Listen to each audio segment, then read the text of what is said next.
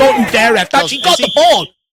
Good morning to all Tottenham fans around the world, and it is game day as Tottenham are back in European action as we travel to Germany to take on Hoffenheim. With no wins in our last 3 Europa League games, securing a victory is absolutely crucial to qualify for the last 16 and avoid a playoff clash, which we can't afford given our current injury crisis. Tottenham were without 10 players for Sunday's 3-2 defeat at Everton, and ahead of the Europa League clash with Hoffenheim, we will be missing an additional 4 players. Antonin Kinski and Yang Min-hyuk are ineligible for European duty until the knockout round, with Jed Spence and Sergio Reguilon also not included in the Europa League squad at all. So, with so many absentees, Postecoglou is expected to call up several talented academy stars to bolster this squad.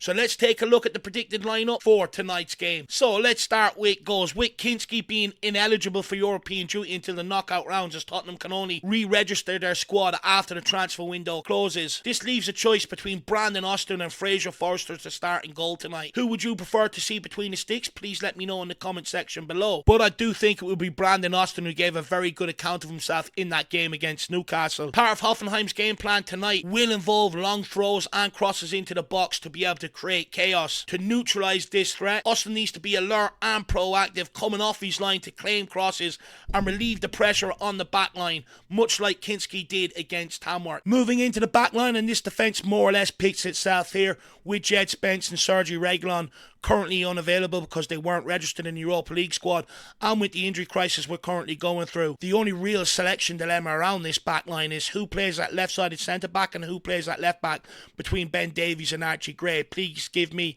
your preference in the comment section below. But let's start with right-back. And this one practically picks itself because he is the only current fit and available right back for today's game.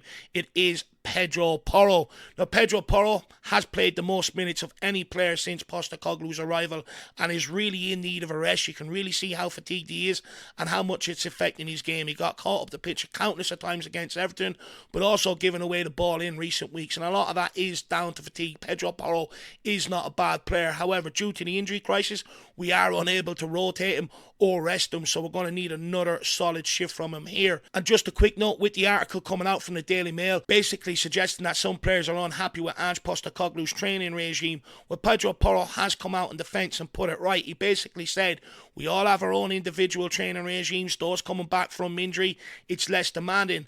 But me personally, I do a lot outside of Tottenham Hotspur to prevent injury. Basically, maybe questioning, are others doing the same? Rather than blaming Postecoglou, maybe look at yourself. And he has come out and said that the squad are still with Postecoglou, coming out trying to rubbish them rumours. What a great mentality from Pedro Porro. And if only more had that sort of mentality, maybe would show a bit more fight in this adversity. Moving on to right-sided centre-back, and good news this week with Christian Romero returning to training. However, I do think this game will come too soon for him. We don't want to rush him back like we did against Chelsea, which I think he will be held back for the game against Leicester on the weekend, which means Radu Dragusin will get one last opportunity to prove his worth in this spot. There is no more excuses with how bad he is on the ball. He's now playing on the right side on his preferred foot. Needs to do a lot better in that game. And against Everton defensively, he was all over the shop with Dominic Calvert-Lewin running him ragged, often leaving large gaps between him and Ben Davies to run into. With the Ndai goal, he basically just allowed him to run at him, didn't bother standing there jockeying off, looking for a heavy touch, then to get in there and try and nick that ball away. He done what Eric Dyer always does, back off, have a shot at goal. Nowhere near good enough from Radu Dragusin. His performances in recent weeks, I don't want to hear his agent cry when he's back on the bench when Romero and Van der Ven return at centre-back. However, he does have one last opportunity to put in that real sort of commanding performance and show that he is good enough for Tottenham Hotspur, because based off the run in the team that I've seen, I have serious questions around his level and his ability. At left-sided centre-back, and this is just my preference, I would prefer to see Archie Gray slot back in there. We played him on the right side of a back three against Everton, and he looked out of place and lost for most of that game. And I don't put it down to Archie Gray because he's been a fantastic player. I put it more down to not being trained and used to playing in this sort of system. However, over the last while, he's done an exceptional job at left-sided centre-back. And for me, he's looked very, very comfortable. He's been one of our best players across that back line alongside Jed Spence. And I think just out of comfortableness and familiarity reasons, I think we should slot him straight back in here until we do get Romero or Van de Ven returning. Which then means at left back, I have moved Ben Davies out here. With Jed Spence unavailable, I do think Ben Davies should be moved out here. Now, the plan against Everton was that Ben Davies was not going to play the full 90 minutes. However, because Dragsson came off, he ended up having to play the full 90 minutes. But I'd argue he was one of our best players going forward in terms of getting on that ball, taking the responsibility, progressing it down that left-hand side and trying to work something with Jed Spence.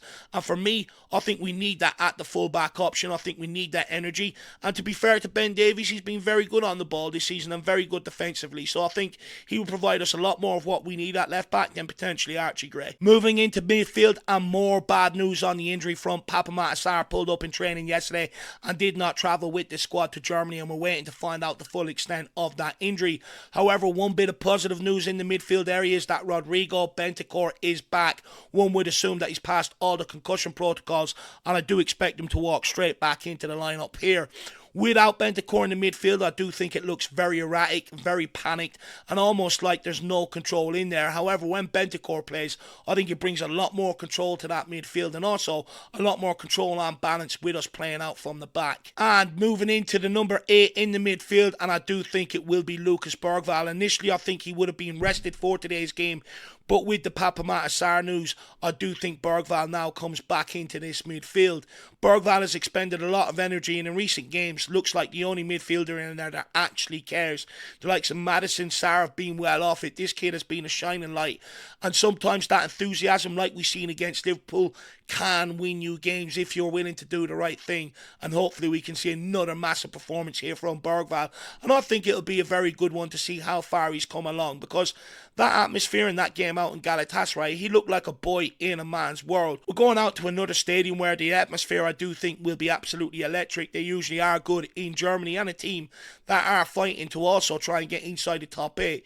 If Bergvall could come out with another massive performance here, I think it will be a good measure of how far he's progressed in such a short space of time. And to complete the midfield, I think James Maddison will play yet again. Got 90 minutes under his belt against Everton. However, leaving that game, I'm left questioning what did he actually do. I thought he was completely anonymous in the first half, which I'm not surprised when the game's coming one way. I've always said that about James Maddison. He's not the midfielder you want to rely on. But even in the second half, when we started going the other way, he had little effect on the game. And what really frustrates me is we brought Maddison to operate in them tight areas, be that Christian Eriksen, unlock the door, but he seems to do a lot of his work in a deeper position and almost pass on the responsibility to others in them tight scenarios.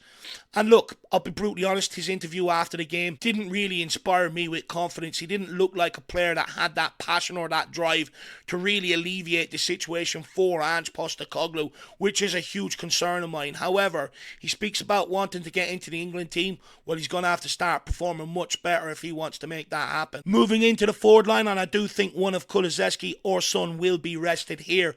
I would go with more Kulusevski being rested, and for me, I think we have to take a longer term view and a bigger picture view with Kulusevski. Yes, in the immediate, we really need him because it's proven if we're going to get any joy going forward, 9 times out of 10 it comes through him, bagging another beautiful goal against Everton. However, right now, I think when I look at him, he's being bodied by players that he hasn't been bodied by all season long, and I do think a lot of that comes down to fatigue. And I think before he incurs a serious injury which will keep him out for the long run, I think it's good to rest him now for this game tonight, which means Mikey Moore should come in on the right hand side and be given his opportunity. Now, Postecoglou has started him on the right hand side before in Europa League games. Now, of course, I agree with most people, he is much better and much more effective off the left and probably a lot more comfortable.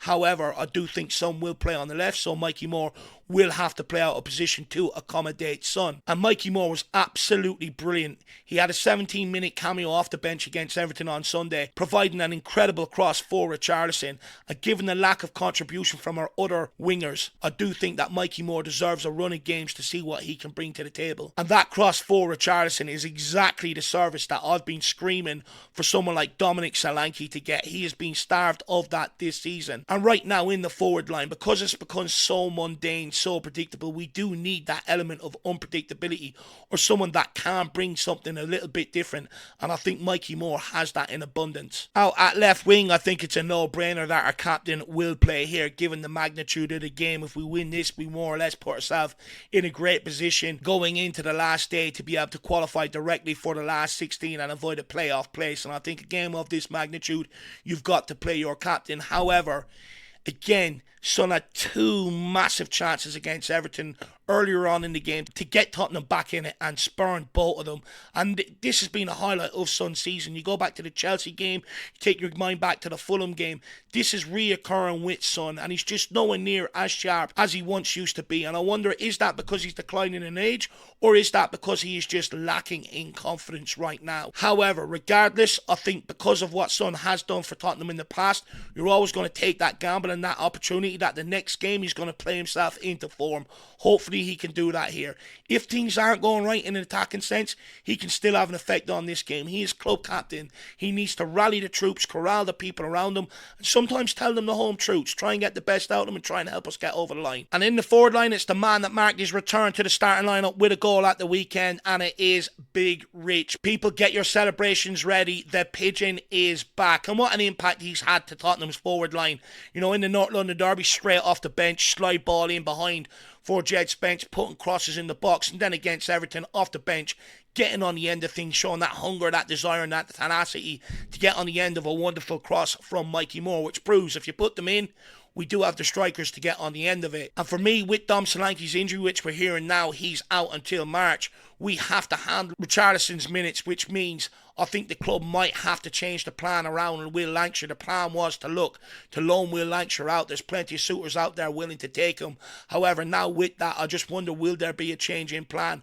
Because you can't expect Richarlison to play the full 90 here. How match ready is he, considering how long he's been out for? So I do think you're probably going to get a good 60 minutes out of him, and then have to look to bring on Will Lancashire to see out the rest of the game. But I think there's a massive opportunity for Richarlison here to prove the club wrong. We hear all the rumours about the club are looking to move him on in the summer. Well, if he can go on a massive run here and pull us out of the mire, he makes the club think differently. But not only that, he then gets the fans back on his side. He has come back with a point to prove. Well, no better time to prove that point by guiding us into the last 16 in Europe and pulling us out of a relegation battle. So guys, that's my predicted lineup. That's my thoughts and reasonings behind it. Please give me yours in the comment section below, along with how you're feeling ahead of this game. Also, you're feeling on now Papa Sarr being added to that injury list. The news about Dom Solanke being out a lot longer. Not very good times for Tottenham. Very testing time for Tottenham. However, guys, I'll see you back here at 2:45 p.m. today for the pre-match build-up with kickoff at 5:45 p.m. As always, come on, you Spurs.